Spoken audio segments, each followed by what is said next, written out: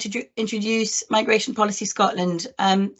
We are an organisation that offers a home for open dialogue and informed response to migration. At MPS, we seek to harness insights from lived and learned experience to drive work that is grounded in the realities of migration in Scotland. We want to help develop ways of approaching migration that allow us to access its benefits and minimize its challenges. We try to play a leading role in increasing policy capacity on migration in Scotland in terms of non-protection migration.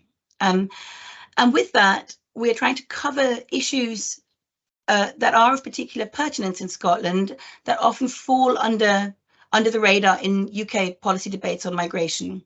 And the debate looking at the connection between migration and population is a key issue that I see in those terms that doesn't seem to quite rear its head far enough above the parapet at UK level, but really is very key, a key driver at Scotland level. So we've been working on this issue for the last year with a number of events and contributions. You can see a number of those, including a documentary, various media interviews and so on our website if you're interested. And today's event is the culmination of a 9-month project funded by the Scottish Council on Global Affairs, where we were particularly interested in learning from other countries and looking at examples of policy design, implementation and evaluation involving decision makers and partners at multiple levels, local, regional, national and supranational.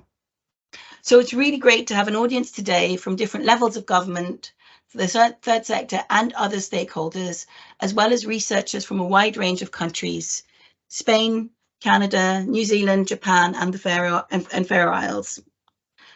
This project has been led by MPS's senior researcher, Rebecca Kay, with Hannah Davis working as research assistant. And thanks to Hannah for all her hard work and input into the findings, which Rebecca will present today. In terms of the format, Rebecca will speak for about 30 minutes on multi-level responses to rural depopulation and the role of migration, with examples from Canada and Spain. Then we have a panel of international experts who will offer their thoughts and responses. We will then have plenty of time for Q&A. For any questions, we are quite a lot, so if you could put a question in capitals in the chat box, I will try and moderate the questions in that way during the event. That way I don't miss any questions that have been asked. We expect the session to end at about 2:45. We might run over until 3 o'clock. I think 2:45 might be helping some of us knock off early. But we are thinking, so by that we should be about 2:45. So with that, I want to hand over to Rebecca Kay, who is our senior researcher. She has 25 years experience of qualitative research and is with particular experience looking at migration, with a large 5-year study on migration from Eastern Europe to Scotland, which explored experiences of settlement in both rural and urban areas. As well as research that she's conducted, she is chair of the Scottish Government's Independent Expert Advisory Group on Migration and Population. So now I'm very happy to hand over to Rebecca. Thank you, Sarah, for the introduction, and hello, everyone. It's really nice to see you all here today, and I hope we're going to have a really interesting discussion. Certainly, doing the research for this project has been fascinating, and I want to thank Hannah Davis, who's here somewhere, I think, in the audience, and who worked with me on the project. Hannah did the lion's share of the background research on both of the 2 examples I'll be presenting in a minute, and I think we both enjoyed learning about them very much.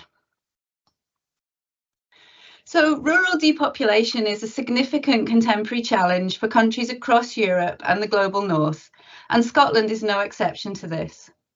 Policymakers, stakeholders and communities at local, regional, national and transnational levels have been looking for ways to meet this challenge for some time now. Efforts to attract and retain newcomers, as well as to better support and retain existing populations, are central to a wide range of initiatives. We know that the reasons behind population trends are diverse and fragmented, and that therefore, whilst much is shared, there's no single picture either internationally or within Scotland. This diversity is reflected in new ways of thinking about rural development, where the past 10 to 15 years have seen a shift in emphasis away from national programmes focused on growth, whether economic or demographic, and towards local initiatives with a focus on balance and well-being. This zeitgeist for local level initiatives and qualitative approaches is both fed by and feeds into supranational policy frameworks developed, for example, by the European Union, the Council of Europe, and even the OECD. This may beg some questions, however, about the role for national governments.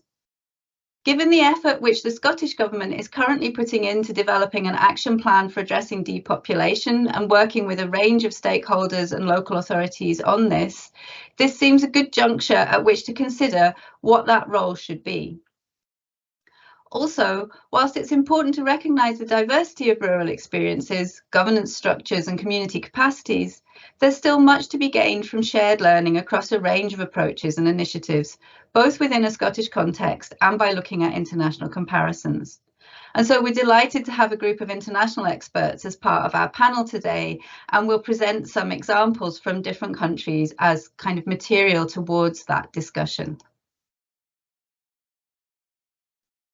A key challenge posed by the shift in focus towards local initiatives as a way of addressing rural depopulation is around how these should best be resourced and coordinated.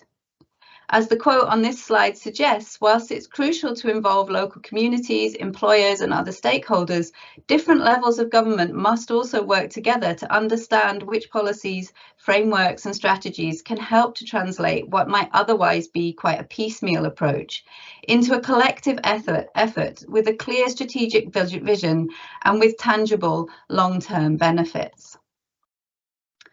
A first step in doing this may be to think about whether the drivers and expected outcomes at different levels are well aligned. We need to consider, for example, how often quite holistic or intrinsic drivers at a local level, which might be a good match with a focus on well-being and a post-growth paradigm, are able to fit with what are often still quite rigid and siloed policy divisions and structures at higher levels. This raises questions which I hope our discussions today will help to begin to answer. Firstly, how can governments at local, regional or national levels judge whether initiatives are successful and decide where to invest resources if criteria for selection and evaluation are not going to be based on more easily measurable economic or demographic growth? And more broadly, what would make it possible to bring these potentially quite different sets of lenses and priorities together so that rather than a competition for who's in the driving seat, there can be a more mutually supportive and beneficial set of outcomes? Perhaps part of the answer to these questions is to change the initial analogy and say it shouldn't be about a competition to be in the driving seat, but rather something more multifaceted and creative than that. Perhaps we should be thinking more about how to conduct an orchestra, or to put it in a more Scottish way, who and how to call the ceilidh. Done well, multi-level policy making could be an approach to achieve this, creating a sum that's more than its parts. Good multi-level policy making needs to start from a shared vision. Not to overextend the metaphor, the ceilidh metaphor, this isn't about all singing from one hymn sheet, but it is about recognizing the rhythm, knowing the basic moves, or at least being able to pick them up as you go along, and being able to coordinate steps with different partners as you move through the dance. Good multi-level policy making requires clear mechanisms to understand and work with the actual, not desired, resources and dynamics of different places. So frameworks must be flexible, adaptable to local needs and capacities. It also needs clear, equitable and effective mechanisms for spreading resource, sharing learning and building capacity. Obviously, financial inputs and resource to meet structural needs are crucially important, but the other end of a shift away from hard, growth-related outputs is to also value softer inputs and resources. These may be about supporting systems for sharing learning and building capacity between places, as well as providing tools and coordinating different policy areas. So I'm going to move now to look at two quite contrasting examples of multi-level responses to rural depopulation. I'll outline each in the next couple of slides and then consider how they've been evaluated and what this might tell us about the appropriate aims, objectives and division of roles in multi-level policy responses to rural depopulation. These are quite different kinds of initiatives. On the one hand, we have the Canadian Rural and Northern Immigration Pilot, or RNIP, which is a very top-down policy approach, but one that recognises the importance of local inputs, both in shaping selection criteria for newcomers to meet local needs, and the focus here is largely on labour market needs, and in supporting new arrivals to stay. By contrast, in Aragon region of Spain, Empenta Dieda is an example of a very bottom-up, holistic and participatory initiative, where a local community is seeking to tackle its population issues, but where this model is spreading to have wider reach into both horizontal learning exchange and capacity building and more vertical connections to regional and EU governments. The role of central or national government is quite different in each example. For the RNIP, the federal government is the key partner, which leads and funds the pilot. For Artieda, there are connections, as I say, to regional government and the EU, but the Spanish national government is in some ways the missing link. And this is perhaps something we can come back to in the panel discussion. But first, I'll give a little more detail on each initiative. So the RNIP, as I said, is a top-down initiative led and funded by a federal government department, Immigration, Refugees and Citizenship Canada, and the Federal Economic Development Agency for Northern Ontario, FedNor. It has a very clear focus on a specific group of newcomers, skilled foreign workers, and a goal for these newcomers to settle permanently. From a national perspective, this is about spreading the benefits of economic immigration to smaller communities.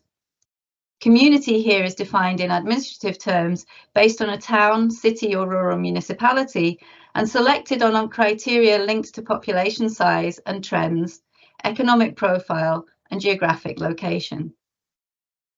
Within each community, different delivery partners may be involved, but employers and local authorities generally play a key role alongside local development agencies and NGOs. The prominent role played by employers is a feature of the underlying rationale for the pilot as first and foremost an economic development programme focused on filling labour shortages, with demographic needs also largely understood in these terms. In this sense, and thinking back to the matrix on my opening slides, this programme is rather more linked to what Dax, Kopis and Guy describe as a neoclassical objective around growth and competition, although the role played by community partners leans back towards well-being and inclusion. Local communities are involved in shaping selection criteria for newcomers, and alongside labour market skills and experience, these often encompass human capital criteria, for example around age and family status, previous links to the area, or experience of living in similar rural contexts. Communities are therefore particularly strongly linked to the side of the programme that's about retention, and many of the criteria are based on characteristics which community partners believe will make newcomers likely to adapt well and establish long-term ties to settle there. Delivery partners, including employers, are also responsible for providing welcome through public events, buddy schemes, and by facilitating access to services and connections to established community members. In at least one area, visa applicants score higher points if their prospective employer has provided them with an individual settlement plan.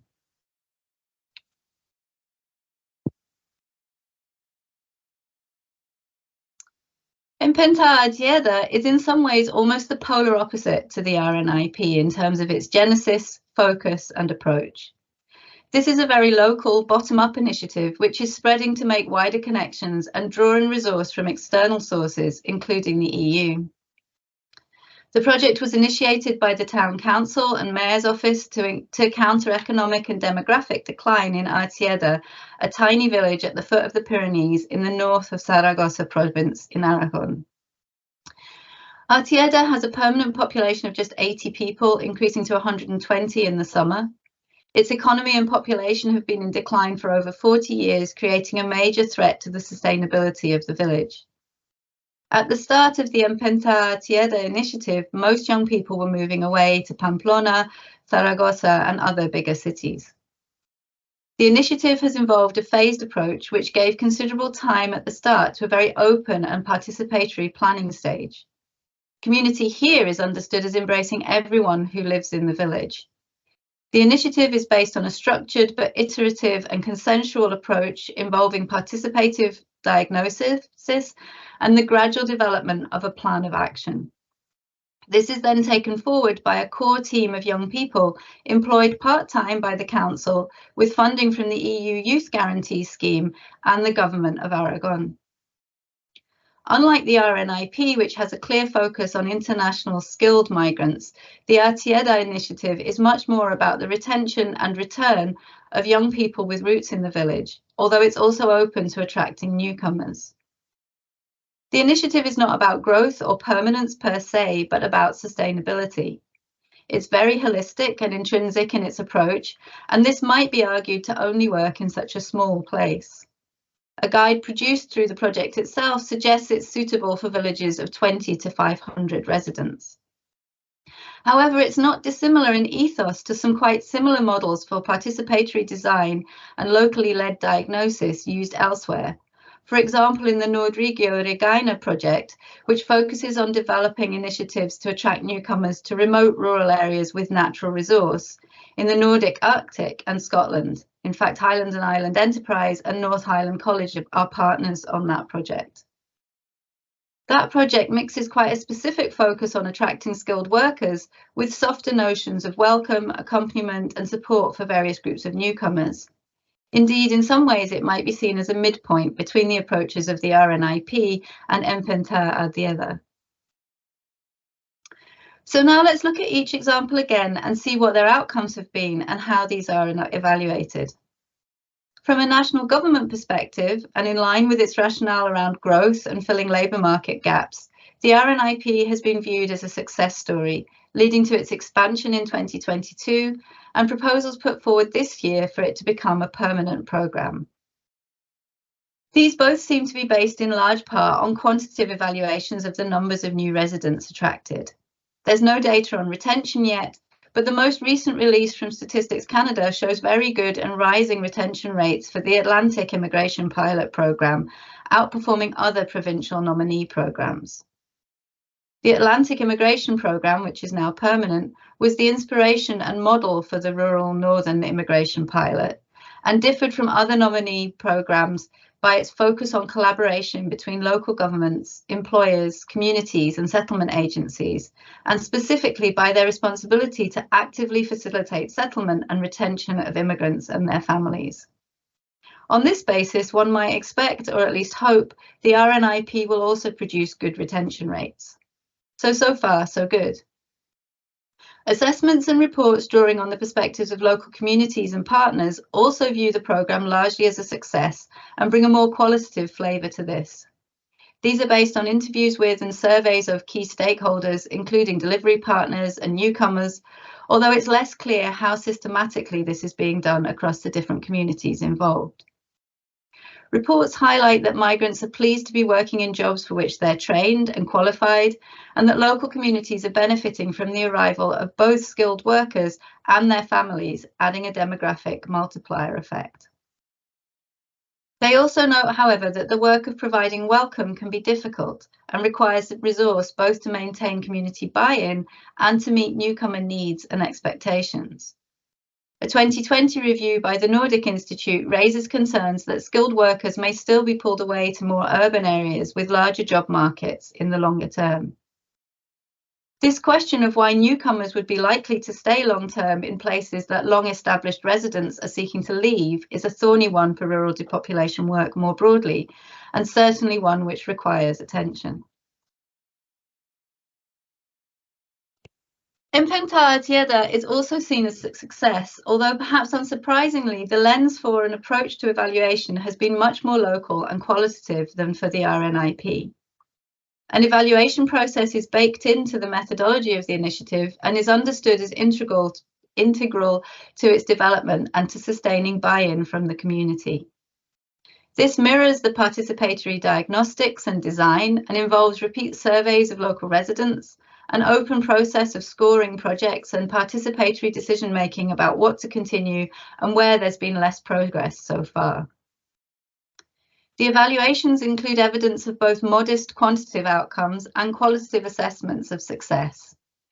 Key areas of work are now being taken forward through a workers' cooperative, Ixambre, established in 2020, and this is also responsible for sharing the learning with other rural areas.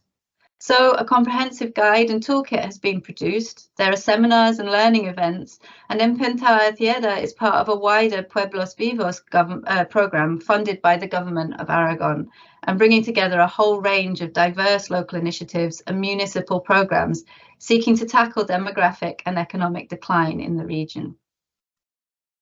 Where the initiative has been less successful is in tackling structural issues around housing, transport and communications.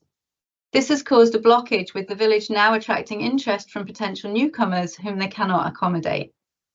So different as they are and successful as they both have been in many ways, both the RNIP and Empenta Tieda lead us to a common conundrum in rural population work, namely initiatives to attract newcomers and retain residents, both new and or long established, struggle to work without the infrastructural improvements required to meet needs and ensure that these are places where people live well.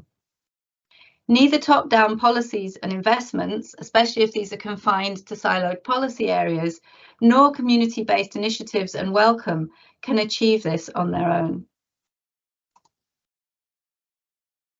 So what does all this tell us about what is needed in order for multi-level policymaking to provide some answers to the challenges to rural depopulation? The first thing to say is that clarity about the purposes and aims of multi-level interventions is key. This is also about ensuring that there is clarity about what can and cannot be achieved by its different strands and partners. In an ideal scenario, this would mean that different levels of government, local stakeholders and private or third sector partners each play to their own strengths, complementing rather than duplicating each other's work. The examples we've looked at shows that there is not a single way to do this, but also that it's important to ensure that the vision, aims, methods and forms of evaluation within an initiative or programme line up well. Both Empenta Tieda and the RNIP in their own ways start from a fairly clear vision. For Empenta Tieda, this has been arrived at through an organic process open to all the residents of a small community. It's linked to policies at local, regional and EU levels, but in fairly fluid ways. For RNIP, the vision is based on a top-down and very structured programme involving consultation between levels of government and formally designated stakeholders. It's very clearly delineated within a predefined policy framework. In each case, there are of course risks that certain perspectives, potential partners or policy linkages are missed out, and this is something to be alert to. The aims and expected outcomes of each initiative or programme then need to flow from that vision. Broadly speaking, these are to provide a framework for coordinating and sustaining local inputs, to create mechanisms which spread resource and build capacity, and to establish a longer-term commitment to refining processes and extending their reach. In our two examples, these are differently balanced and understood, but still relevant. So for RNIP, the federal government defines parameters in consultation and provides a mechanism to deliver the resource, in this case skilled workers, and then the local partners are coordinated to select, welcome and retain. This programme is strong on delivery, but has potential weaknesses around buy-in of local partners and maintaining this, which may have repercussions around longer-term outcomes and retention. Our Tieda is a much more holistic and intrinsic process developed from within the community itself and has more of a trial and error feel to it. Resources have been brought in from local and regional government and EU, largely through linking into existing programmes and adjacent policy areas, for example, youth unemployment. It has achieved impressive aspects of delivery through a very creative and consensual approach, but its longer-term sustainability seems likely to be weakened if it's not able to secure more lasting buy-in from regional and national government and trigger investments in structural improvements. For any such programme, there needs to be an agreed process of evaluation and criteria by which decisions can be made about what to continue, what to extend, and where to reduce or end investments, be they financial or of human resource, time, and energy. Again, we can see from our two examples that this can be done in very different ways, and that the quantitative and qualitative aspects, as well as the balance between them, probably depends on the shared vision at the start. So I'll stop here and hand over to our panel, who we've asked in advance to think about the questions on the slide, but who may well also have other thoughts and insights to share, and these are very welcome. So I'll hand back to Sarah at this point to introduce the panel. Great. Thank you so much, Rebecca, for that comprehensive run through and comparison between these two projects. I'm really pleased that we were able to secure a really very international panel of experts to comment on this. I think that's a really, it feels really fitting given that we are trying to compare projects in different countries. And we have sent out both the agenda with longer biographies, so I will try to keep this brief. Each expert will have 10 minutes to make their contribution, and I'll introduce each one in turn. So first, we have Laurie Brinklow from Canada. Laurie is an assistant professor, coordinator of the Master of Arts in Island Studies program, and chair of the Institute of Island Studies at the University of Prince Edward Island. She's the Government of Iceland's Honorary Consul for Prince Edward Island and is president of the International Small Island Studies Association. Please go ahead, Laurie. Thank you. Thank you so much for this very thoughtful presentation. And there's so many echoes with what's happening here on Prince Edward Island and across Canada. I'm part of an organization which many of you may have heard of called the Canadian Rural Revitalization Foundation, which looks at issues all across the country and does some international work as well. And this is always one of those issues that's a topic of a conference or conference papers or researchers. So it's something that's we're always tackling or trying to discuss here and come up with some answers. Of course, there are no answers, right? I mean, there's lots of suggestions and lots of things that best practices, best and worst practices, because always we can learn from what doesn't work, but there are no magic bullets, right? And so this kind of conversation that we're having today and this kind of presentation is really wonderful, because we can just shine a light on it and see through the sharing from all around the world what kinds of things work and don't, and maybe we can make a difference. I thought I'd just briefly talk about what we've done here on Prince Edward Island, and then take a crack at discussing the questions, and hope that there will be some time for conversation amongst us all afterwards. We here at the Institute of Island Studies, we've been here since the mid-1980s on the UBI campus doing work on, it's an education, research, and public policy institute. We also have an academic program, so we're churning out graduates who are thinking with islands, learning to think about the island effect and what that has on people's ways of living and ways of life. And I know Scotland has many islands, and I've had such wonderful dealings and work relationships and collaborations with islanders from Scotland, and look forward to continuing it. At the same time, you know, Prince Edward Island is an island as part of Canada, just like Scotland and all of the islands. You have all of these different levels of government that are working and hopefully working together, but mostly not, in my opinion. So here at the Institute, way back in 1999, we started with a population strategy that we were hired to do by the provincial government, which was a province-wide consultation that came up with, it went over about 6 months and talked to organizations all across the province. And we're a small province. It's, you know, it takes 3-4 hours to drive from tip to tip, and at the closest and the narrowest, it's about 4 kilometers. So we have, at the time in 1999, when this started, we had a population of 140,000, and we were suffering from many of these things like outmigration and brain drain. And we had always been one of the feeders to the West, right? People couldn't get jobs here, so they either went west to Western Canada or went down to what we call the Boston States. And this was an historical trend.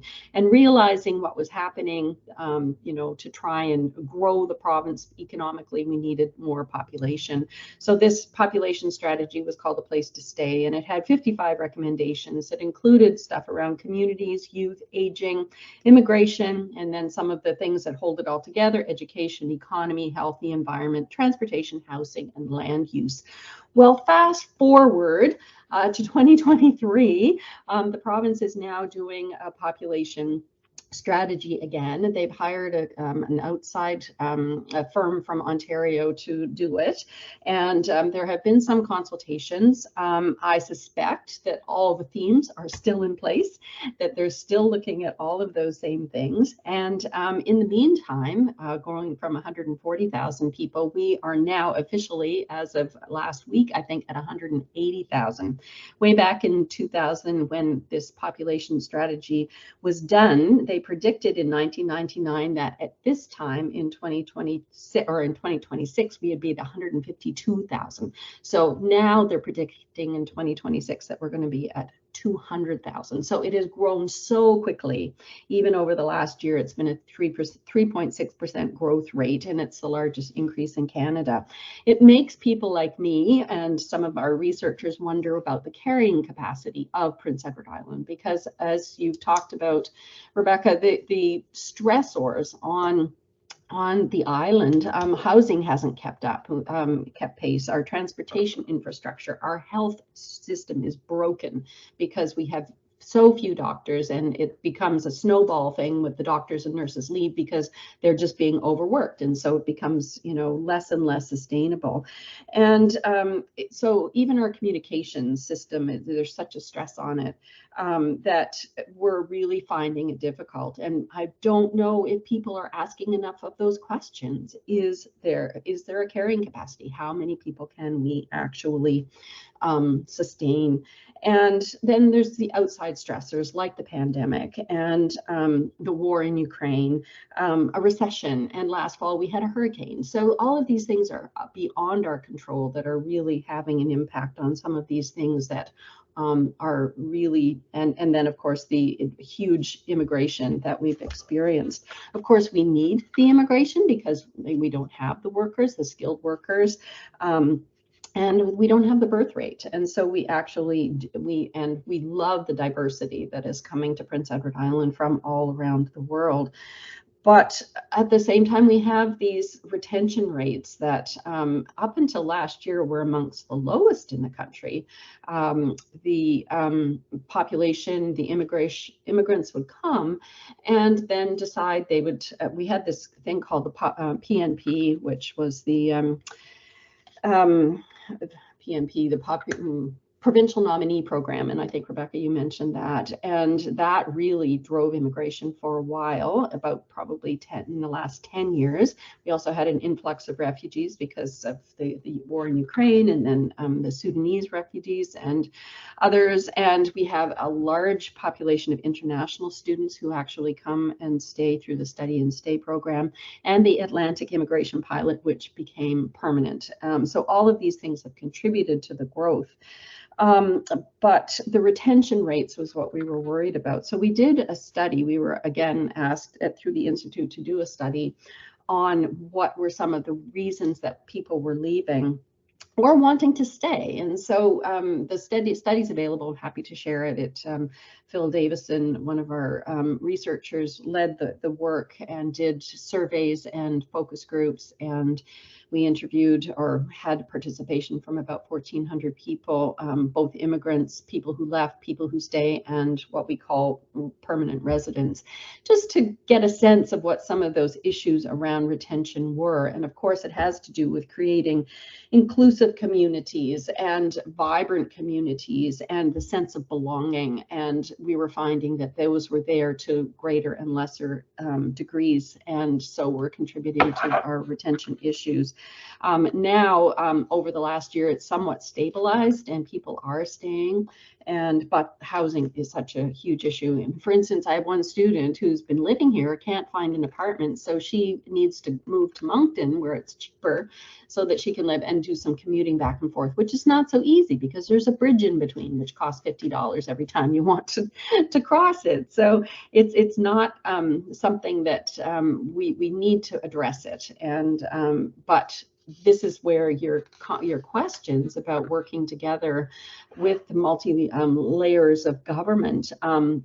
Is it possible to bring top down and bottom up together? Well, you'd think, right? This is a small place. Everybody knows one another. We have, 1 or 2 degrees of separation. That you'd think that we'd be able to work together, but you have all of these competing interests, and islands are notorious for having being small. The spoils are small. The spoils are big, right? And you just end up, or what's the term? The spoils are small. The smaller the spoils, the tighter the fight, or the fiercer the fight, because there's so much at stake. And so we have land use issues where we have people who want to develop, and we have the environment. And you can't argue against hurricanes, right? And yet the people are wanting to develop this very land, which is just amazing that this is happening. But it's always one of those stories about place and competing interests, and who is going to win. And can't we just get together? I mean, in an ideal world, yes, we would work it out. So yeah, we have to try. We have to keep everybody coming to the table and know that you have a common goal. Often it's an outside stressor that can bring people together to actually say, okay, we have to work together or we're not going to survive. And so we're filled with those these days. It seems that we should be able to do that.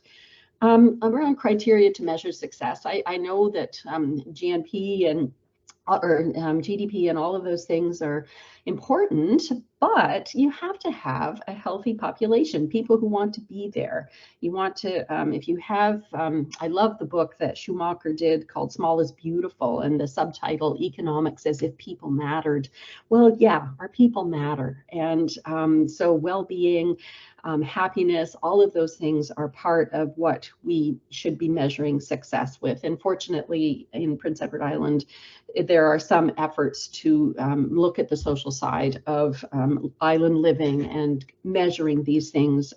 Again, we've been doing a population indicators of well-being project that we were commissioned to do from the provincial government. And because the two are so intertwined, it becomes this little machine that we've been doing here at the Institute, which I absolutely love, looking at what makes a healthy island. I'll just finish up by saying governance is so important, and all of these layers of government, and from the local and at the individual, as what can we do as individuals to contribute to our community, then the municipal, and then the provincial, and then the federal, and then even, the North American and the global. But at the same time, because we're such a small island, and we have, through the Institute of Island Studies, made all of these island connections, what can we learn from other islands? So it's that para-diplomacy that we're actually, this is one of those examples of us doing island to island correspondence, communication, collaboration, so we can learn from one another, because these solutions, what works for the rest of Canada or parts, the whole of Canada, does not work for Prince Edward Island. What might work for Newfoundland, our sister province, it might not work for us, but I'm sure there are things that we can take from them that would work for us. So it's those sharing those lessons, the things that do work. Sometimes I think federal government should just provide the funds, do some broad policy guidelines, and then get out of the way and let us who know we're on the ground, do our work, support us, make the money available for housing and infrastructure and all of those things to improve our healthcare system. And we know how to run it. Let us do the work. So anyway, I just, I look forward to more conversation and for hearing what our other guests have to say about this. Thank you. Thank you so much. There's so much to reflect on in that, and I feel like, you know, this you're really speaking our language in the sense of the desire to learn from what is happening in other contexts and reflect also what of that is transferable and what may not be. And I think there was so much in there that feels like conversations that we hear here about, you know, corresponding difficulties in terms of housing and transportation, but also issues that we need to be looking at in terms of inclusive communities as a driver for retention. So there's certainly, I'm sure there will be plenty of people who will have had chords struck with them. And can I just encourage you that if you do have comments or questions, to put those in the chat for after our expert panel have made their comments. But now I'd really, great pleasure to introduce Rachel Marangozov, who is also one of MPS's trustees. But beyond that, she is also director at MigrantWorkCIC with over 2 years of experience in researching and evaluating migrant integration. She has acted in expert and advisory positions for the UK Parliament, the European Commission, and is currently also a member of the Scottish Government's Expert Advisory Group on Migration and Population. Please go ahead, Rachel.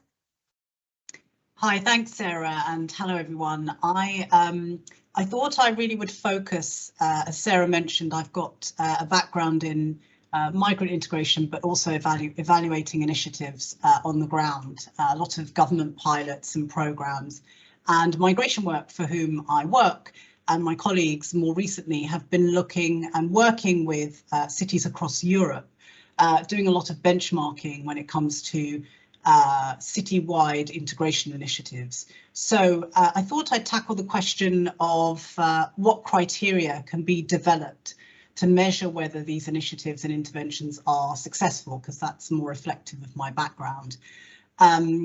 So I guess I have the challenge of making evaluation sound interesting and successful for the next 10 minutes, but I'll do my best. I was really pleased actually to hear some of the things that Laurie mentioned chime with what I plan to say. And I think from the get-go, it's really important to stress that obviously the sort of criteria that's developed has to stem directly from how you define success. You know, what is the shared vision and the aim of the intervention and the project? And perhaps apart from the overall aim of increasing newcomers to an area, you're likely to have a whole set of other criteria, perhaps from other stakeholders who have fed into that process and into that vision, that will mean that success and its related criteria will differ slightly from place to place. So it feels a little inappropriate to talk about a one-size-fits-all list of criteria that you apply to every setting. But having said that, I think there are some things that you can say about certain criteria that might be helpful in effectively judging the success of interventions like this.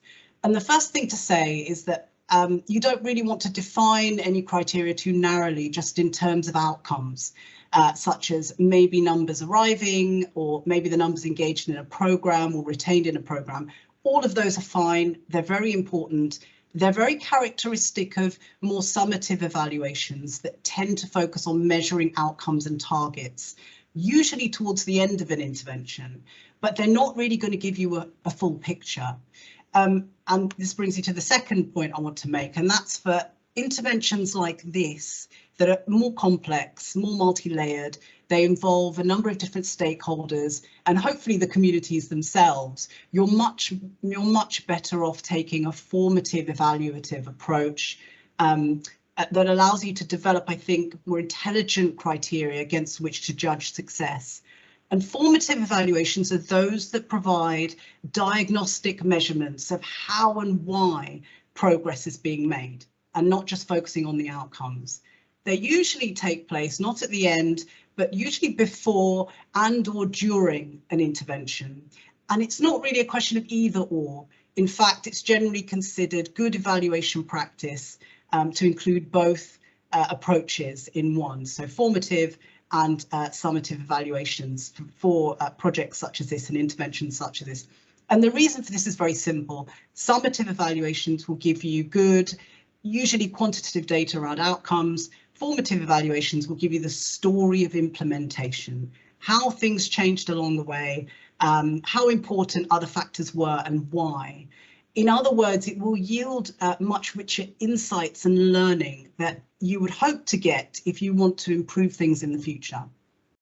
And for place-based interventions, where context and community are more important, you want an evaluation framework that doesn't just count numbers as part of its criteria, but that is grounded in the reality of that place, that reflects and accounts for the dynamics of that place, the relationships that are there, the needs of that place, and the things that the people there actually value, which might not necessarily align with more top-down policy aims or targets. And so that's the first point I want to make, really, is that the first and second points I want to make is that the criteria has to be developed and drawn from a sort of wide portfolio of factors that are grounded in that place, and not just the more objective quantitative data on economic or demographic growth, important though they are. And you're only going to get this from a formative evaluation. The next point I want to make is really about starting points. A lot of traditional evaluations are often a bit of an afterthought. They're tagged onto the end with a focus on outcomes, and then that reflects in the criteria that's used. But because formative evaluations can actually start before an intervention or at the developmental stage, it helps shift the focus from just outcomes to the performance of the intervention itself. So it can help clarify the need for the intervention in the first place. You can road test initial assumptions. You can test out the appeal and the awareness of that project, possible gaps in support. You can identify barriers to implementation and then start to put in place more realistic baselines, metrics and milestones against which you can measure progress and develop more context-specific criteria.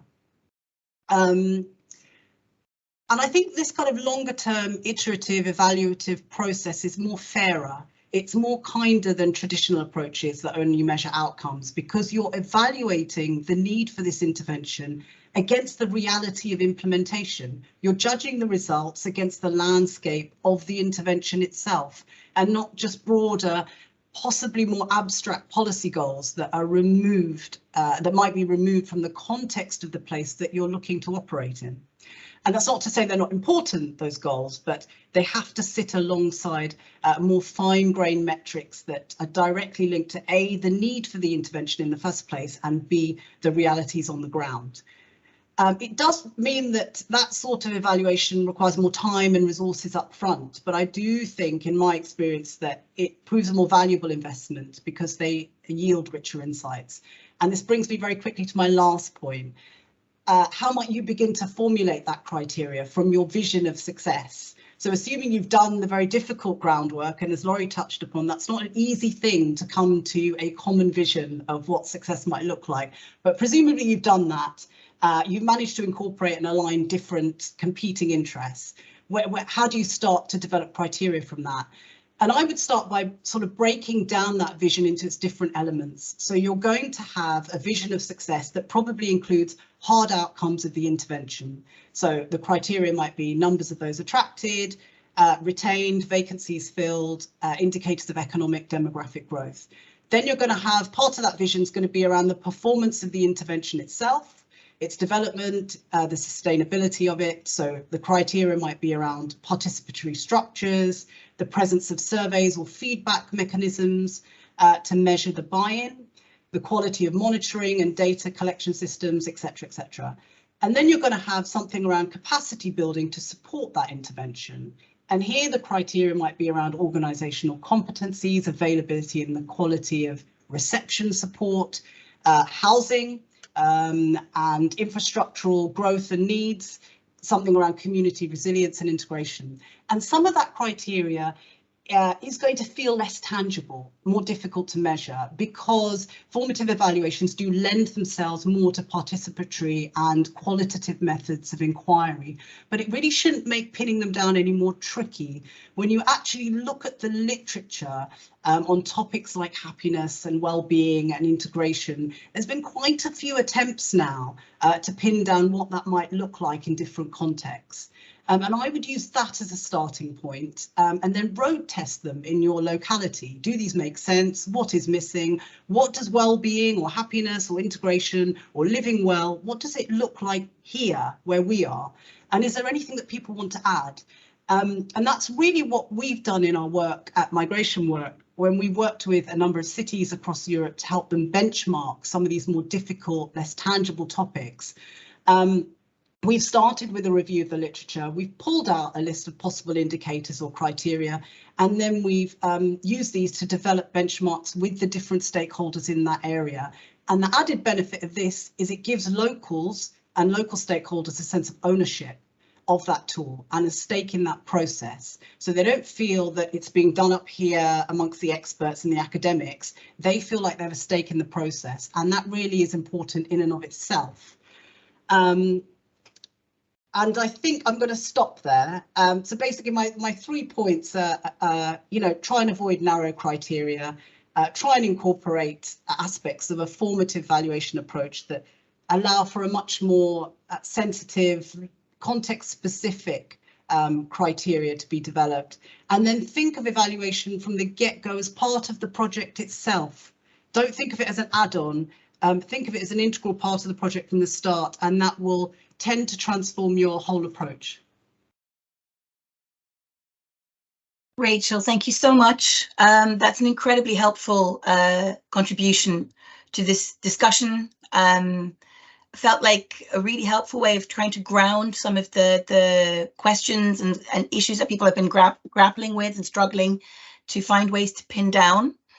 And it reminded me very much that when we went into this project, we were thinking around how programs like Eurocities or Inclusities and some of the work that I know that you've been involved in at Migration Work, but also more broadly the intercultural cities programs and that kind of thing, had very successfully done some of this work at city level across the EU and more broadly.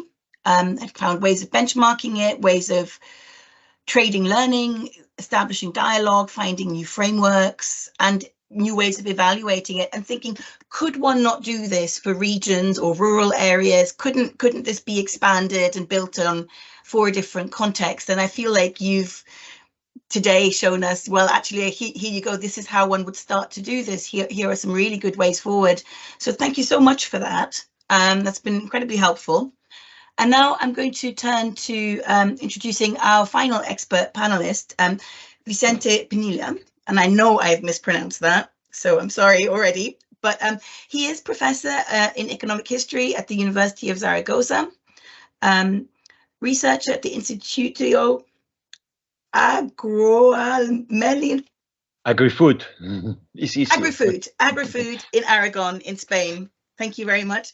And a research associate at the Wine Economics Research Centre of the University of Adelaide, Australia. That sounds like kind of my ideal post somehow. I want to do wine economics too. And he holds, very relevantly for this, he holds the chair DPZ in Depopulation and Creativity at the University of Zaragoza. Over to you, Vicente. Thank you very much for your invitation. In this case, I'm very glad because this summer I've been in Artieda with a small film crew because we are producing a documentary about this experience. So I hope if the final outcome is good, we could introduce subtitles in English because the crew work very hard, and I hope we're going to have something really interesting. Okay, I'm going just to answer the 4 questions that Rebecca has posed us, and starting about this comparison between top-down or bottom-up approaches. I think that both initiatives, the Canadian and the Aragonese initiative, show weaknesses and strengths of these 2 approaches. That's interesting. but also they are showing the enormous complementarities between these two possible approaches. From my perspective, without local commitment, without the will of the local communities to work for the future, all the initiatives that other upper levels of government could try to start tend to be headed for failure. So at least from my point of view, I would like to emphasize the high importance of the commitment of local communities on their future. And I think that the case of Artieda highlights that only with the strong cohesion of a local community, this project has been possible. So this story started when around 25 years ago, this community faced a big problem, is that is the flooding of its best lands due to the enlargement of a reservoir. And this led to a great mobilization that, although paradoxically could not avoid this danger, I mean, these lands are going to be flooded in the next month. This allowed the building of enormous social capital. I think this is interesting. So the social capital of this really small, teeny community was built fighting against what they thought was a big danger for the community. But the interesting thing is that the next step was to set a bigger goal, and this was to seek a future for the village. So we're fighting against the reservoir, but now we are going to think even bigger. So what about the future of this community that is declining and declining even without the danger of this, the enlargement of this reservoir? So the strength of the project is that it has been involved in this project. The first generation, I'm going to call them the fighters against the reservoir, with a second generation of younger people. And also it has been able to attract people temporarily or permanently to reside in the village from many different places. I think when people from the Scottish government visit us in last spring, was interesting visiting Artieda, that these young people were able to make a presentation in English in a very well way, even better than we meet the officials from the Aragonese government. So we are thinking as a small, teeny community, but they are in fact thinking in a very global way. But I think this strong commitment, I'd like to show you just two small examples about the high degree of participation that this project is demanding people. Every day before lunch, they meet all the people, all the young people, let's say, in the community, to discuss what they're doing, what are they going to do next day. So it's a kind of very, very strong participation. And they have a very nice project trying to combine the old people in the village, and they have lunch 3 times per week, all the old people of the village together. And the rest of the days, these young people are going to visit them at their houses and bringing food for them. So, you know, is from, at least from my point of view, it has some part of the exception that is demanding really a strong community engagement to the people. But also this initiative show us that it's also necessary to involve other levels of government, because the community is facing now key problems that they can solve. Lack of employment in the local community or in the county, because the county is extremely depopulated, so they have difficulties to find jobs in this area, and also housing. Houses is an incredible problem.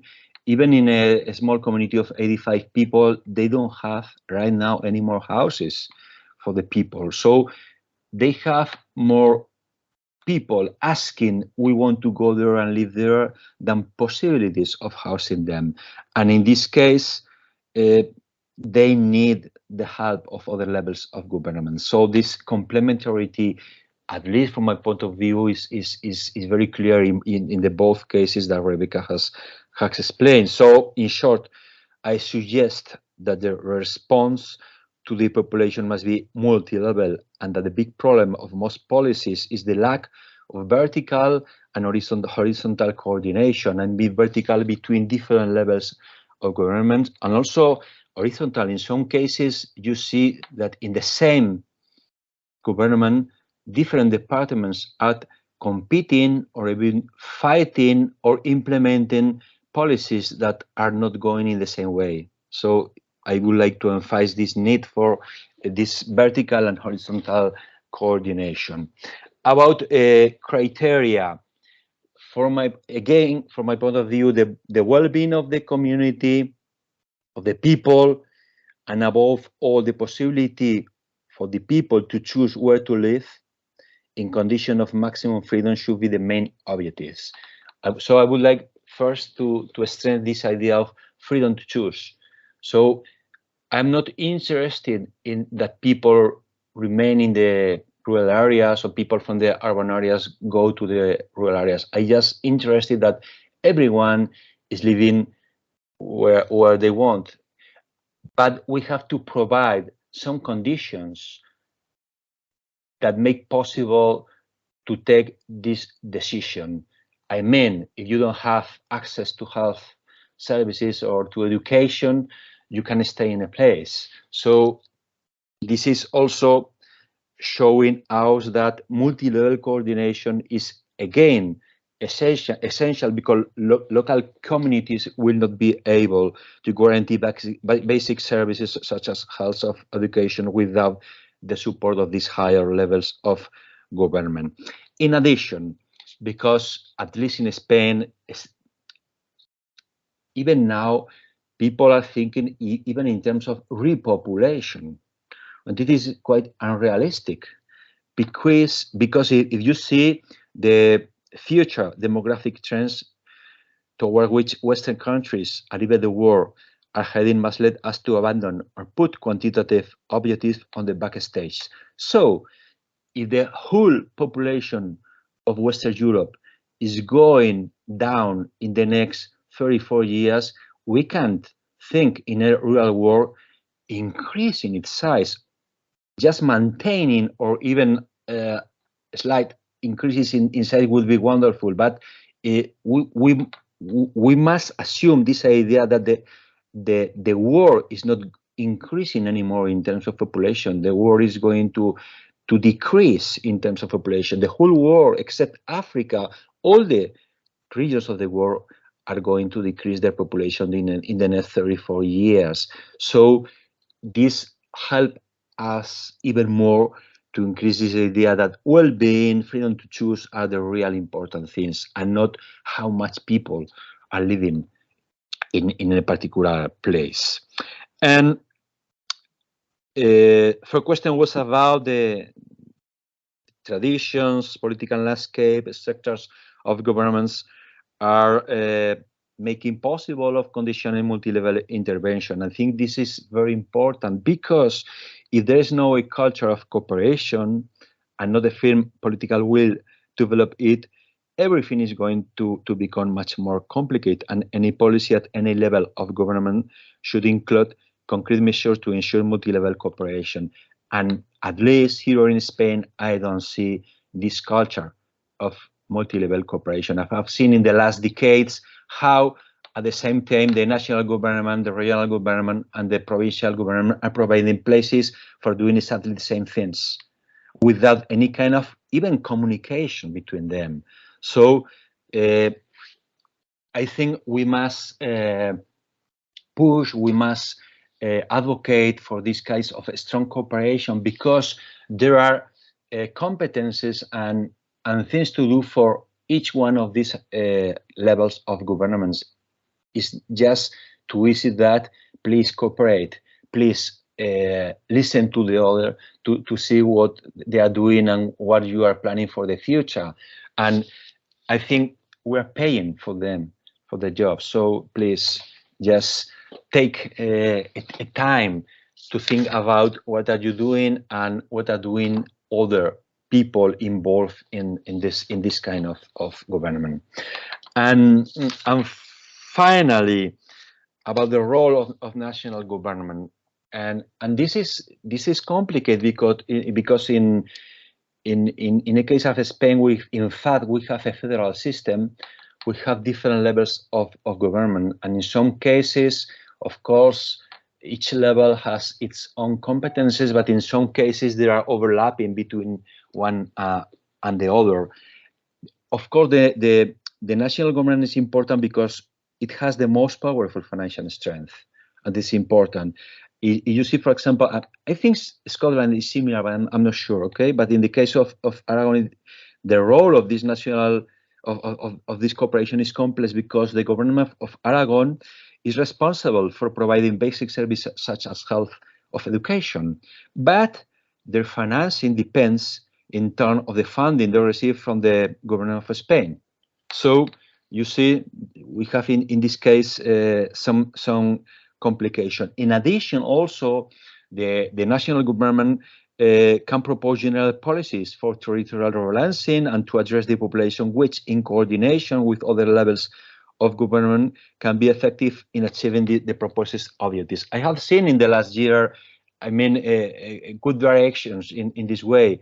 We have in the last 3 years at a higher level a department in charge of this depopulation policies, and I think they are trying to work with the regional governments, with the local authorities, even with the NGOs on these policies.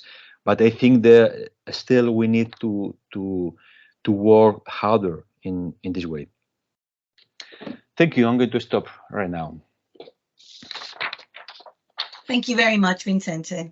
I think that again seems to me to have rung lots of bells for what feels like the way we see similar things in Scotland, like a move away from assuming that there is one optimum population size for a particular area that we're somehow trying to re-establish or regain, and actually trying to think more about what are we trying to achieve, and then obviously the more difficult problems about how to achieve that. So first off, let me just ask Rebecca if she wants to respond first off to just the panel generally and some of the observations made before we tackle some of the questions.